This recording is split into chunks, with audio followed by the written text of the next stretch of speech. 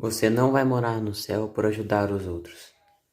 É isso que a palavra de Deus diz. Não que seja errado ajudar os outros, amando o próximo, ajudando o próximo, você está cumprindo um dos mandamentos que Jesus nos deu. Mas a gente não deve só ajudar o próximo, como também devemos pregar o evangelho ao próximo, porque a Bíblia fala que Jesus disse que o Espírito estava sobre ele para pregar as boas novas aos pobres. Não sei onde fala.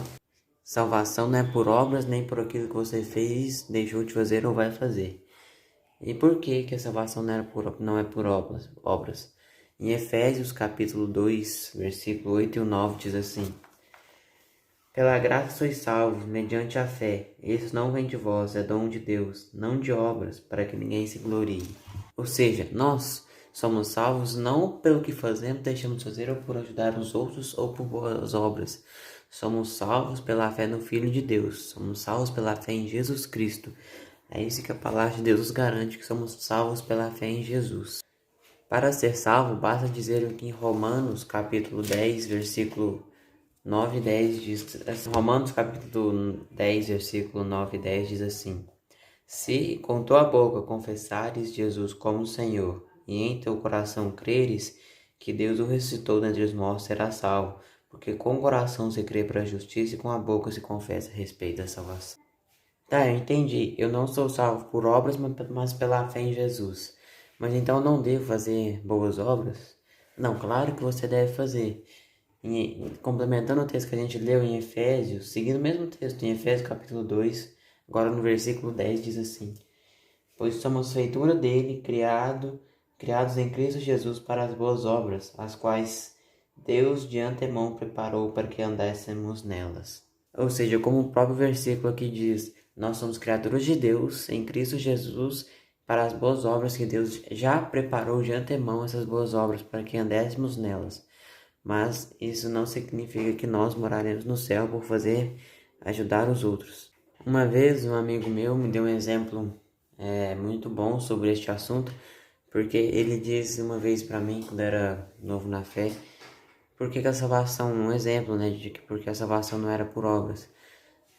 Suponha comigo, se a salvação fosse por obras, vamos supor um cara muito rico, um cara milionário, e não, vamos supor que tinha duas pessoas, um cara milionário e um morador de rua. Então o cara milionário pegava e ajudava muita gente, dava muito dinheiro, ajudava muita gente. E o morador de rua não conseguia ajudar muita gente, ajudava com o que ele podia, ou seja, bem pouco por causa da renda também. Então é por isso que a salvação não é por obras. Porque se o cara que é milionário ajudar mais, ele vai se gloriar falando, não, eu sou salvo porque eu ajudei mais e o outro não. Com Deus não existe isso. Para ser salvo é só fazer como que a gente leu em Romanos capítulo 10, versículo 9 e o 10. Se confessares com a tua boca que Jesus é o Senhor e crer em seu coração que Deus o ressuscitou dentre os mortos, será salvo. Pois com o coração se crê para a justiça e com a boca se confessa a respeito da salvação. Mas resumindo aqui, você não será salvo por obras ou porque você deixou de fazer ou que você fez. Não, a salvação não é pelo seu próprio merecimento, mas sim pelo que o Jesus já fez há 2000 anos atrás. Nós somos salvos pela fé no Filho de Deus.